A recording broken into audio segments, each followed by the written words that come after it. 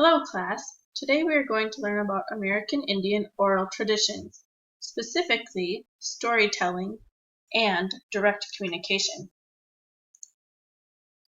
First, storytelling.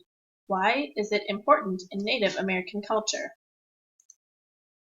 Storytelling is important to American Indians because they can explain culture and preserve the history of American Indians.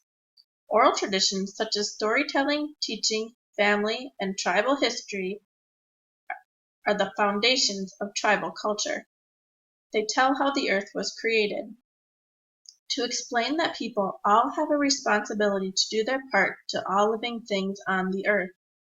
These beliefs and traditions connect people to the land, plant life, and all living creatures. This includes birth, life, death, and the spirit world. Third, they explain people's roles and responsibilities within the tribe. It is through the tribe's elders that storytelling to young children learn about their culture and roles and responsibilities that they will withhold. Elders are held very high in regards, and storytelling is an important part of culture and is considered sacred. When is the best time to tell stories? Winter months are the best time to tell stories for a few reasons. First, during summer months, the tribe is busy growing, gathering, and hunting food. Another being that it is when animals would be hibernating. It is believed that if such animals were above ground, they would hear themselves being talked about and would use their sacred knowledge against the storyteller. The feared animals by storytellers are frogs, toads, and snakes. These animals are the most feared within the tribe in regards to storytelling. It was feared that a large toad or snake would come out of the pond at night and pursue the storyteller. Hence the reason for telling stories during winter months when they are in hibernation. Who tells the stories? The stories are told by elders. Elders were often storytellers in the tribe, as they had the most knowledge and history to teach the young children. Native American traditions very much put elders first. Elders are often the first in lines for meals, and sometimes you must even seek permission from an elder to talk. It is said that you must defer to the elder for the question, and if they do not know the answer, they can defer back to you to speak. It is ritual to bring gifts to the storyteller. Oftentimes, a gift of tobacco in a pouch, seen in the second picture, is given to the storyteller prior to the story. To have a storyteller tell you a story is considered a gift. To be respectful of the elder, tobacco is often offered prior to the beginning of the story. The elder then places the tobacco outside on the earth as an offering to the spirits of the story. Stories and humor are not as we would think in our culture as American Indian culture.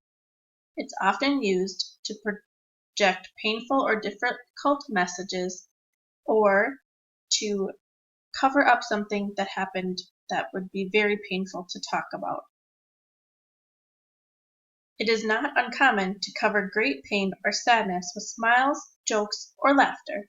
It is also common to tease one another to show affection. It can be very difficult to interpret Native American humor. It is also considered very intrusive to ask for clarification if it was a joke or not. Oral traditions and communication differences. American Indians often use food to build relationships. It's similar to what we would consider just a normal handshake when you would meet someone.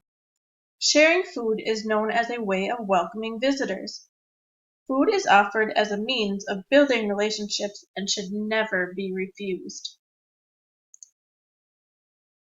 American Indians have different nonverbal gestures than we would in our culture. For example, it is normal for them to look down, use a gentle handshake versus a firm handshake, or ignore you if they do not like to answer your question. American Indians look down to show respect to elders. They also may ignore an individual to show displeasure. A significant sign of respect is a gentle handshake, as I mentioned. Indirect communication. It is considered unacceptable to an American Indian person to criticize another directly. It is considered disloyal or disrespectful to speak negatively. There is a common belief that one way or another, people who have acted wrongly will pay for their acts, even though that method may not be through any legal system. Finally, trust is very difficult to obtain. There is a historic distrust among all members of the American Indian community. This is strongly due to the termination policy of 1960, which relocated many children from their tribal communities and displaced them in boarding schools.